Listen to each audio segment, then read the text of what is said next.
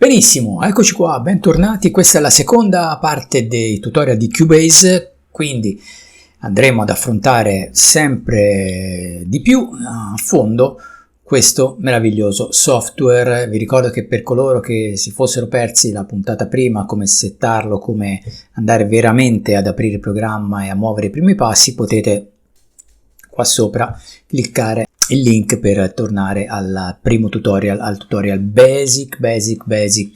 Questo è il numero 2. Vi ricordo che questo è SOS4Digio, io sono Claude e sono qua per insegnarvi delle piccole pillole, piccoli tutorial che possono servire solamente a quello di cui avete bisogno. Bene, adesso possiamo andarci ad aprire il programma e velocemente andare a creare il nostro progetto. Ecco qua, schermata Steinberg Hub, vi ho spiegato tutto nel tutorial 1, crea vuoto ed ecco il primo, la schermata principale della Digital Audio Workstation, cioè Cubase. Bene, aggiungiamo una traccia audio, una ed una instrument come vi ho fatto vedere. Qui abbiamo il nostro Halion Sonic, che è il sintetizzatore interno di Cubase. Eravamo rimasti a creare una traccia audio e una traccia instrument, che al momento sono quelle che ci servono per lavorare. Altro modo di inserire la traccia è di prenderla da una cartella, o vedete a me non la fa trascinare per problemi di amministrazione, perché eseguo il programma come amministrazione, ma su questo ci torneremo per eventuali problemi di installazione, però è sufficiente copiarla e di incollarla all'interno del nostro programma. Eccolo qua. E vi ricordo che la prima cosa da fare è, per lavorare su una traccia allo stesso BPM e soprattutto su un progetto, devono avere lo stesso valore di BPM. Quindi in questo caso, se vogliamo lavorare su questa traccia che sia fondamentale, cioè mantenere il BPM originale, andiamo a mettere 126 qua, doppio clic, oppure semplicemente andando in giù e su col mouse. Ecco qua, vedi come stuzzica? Va un po' giù, un po' su. Ecco qua. Vediamo se qualcuno avesse colto la citazione. Bene, adesso noi siamo a 126 bpm con una traccia audio vuota, una traccia audio importata dall'esterno, quindi in questo caso un nostro file musicale, e una traccia instrument. Selezionando agirete sulla traccia stessa. Questo mi sembra abbastanza ovvio.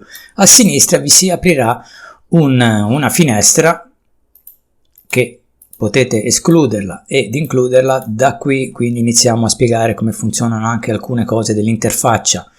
Area sinistra, potete anche toglierla definitivamente, linea di stato, che è questa qui, la linea info, che è questa qua più in basso, la vista di insieme, che vi farà vedere tutto l'insieme del cucuzzaro delle tracce all'interno qui, l'area inferiore, che vi spiegheremo più avanti, la barra di trasporto, che è questa dove c'è il metronomo, dove abbiamo attivato il progetto, e l'area destra, che in questo caso è, potete vedere, è sull'indicatore di livello, ma può essere sulla control room, sull'inserimento strumenti ed altro. Questo ci torneremo. Adesso chiudiamo, non distraiamoci, andiamoci a vedere i primi tocchi di editing sulla traccia, quindi per mettere a tempo la traccia su Cubase.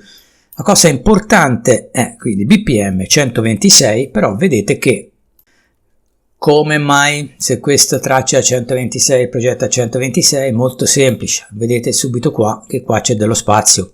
Quindi noi qua da buoni DJ bisogna andarci a beccare il tasto Q, il nostro Q, cioè il nostro punto di memoria, il bit grid, chiamatelo come volete, il punto di inizio esatto in battere. Credo che sappiate di cosa sto parlando, altrimenti dopo vi spiegherò tutto il fenomeno dei corsi per DJ. Bene, per tagliare avete tutte queste funzioni qui, che le trovate anche col tasto destro, quindi prendete le vostre forbicine e state attenti allo snap, questa bestia nera. Lo snap, vedete che vi fa fermare la forbicina o lo strumento di taglio esattamente sulla battuta impostata, e perché vedete io ho selezionato usa il valore di quantizzazione. Se però tolgo questo, qui ci si è incartato mezzo mondo, quindi fate attenzione bene a questo. Se tolgo lo snap, succede che io posso tagliare dove voglio, vedete? Quindi mettiamo che io taglio qua. Adesso tolgo le forbicine e seleziono, facendolo da qui, il cursore. Questo adesso non mi serve più, posso prenderlo, spostarlo, ma soprattutto cancellarlo o con la gomma oppure semplicemente col tasto cancia. Adesso torno indietro, CTRL Z o Command Z se siete Apple utenti, canc, via. Questo lo allineo spostandolo all'inizio del progetto. Bene, per far sì che un lavoro sia fatto bene dovete andare a vedere fino in fondo che la traccia, vedete che i transienti delle battute corrispondono esattamente alle griglie, quindi vuol dire che la traccia va per tutto il percorso alla sua velocità naturale 126, quindi né accelera né decelera.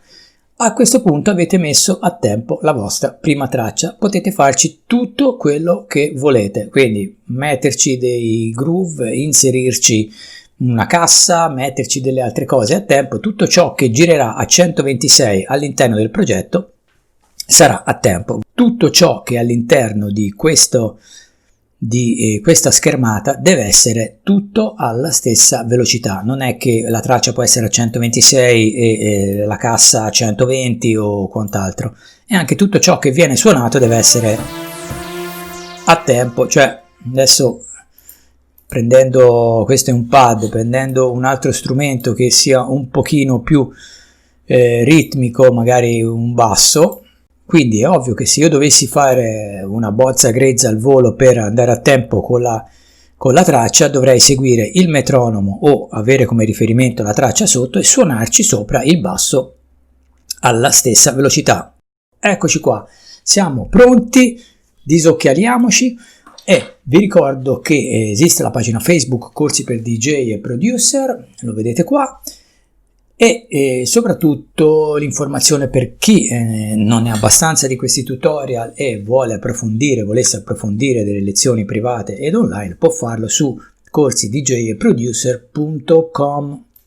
Vi ricordo inoltre che potete iscrivervi al canale qua, attivare la campanella per avere tutte le notifiche del caso, e tutti i video che io pubblicherò li vedrete istantaneamente sul vostro smartphone o sul vostro computer. Bene. Ok, siamo pronti, ci vediamo al prossimo tutorial SOS for DJ. Io sono Claude. Ciao!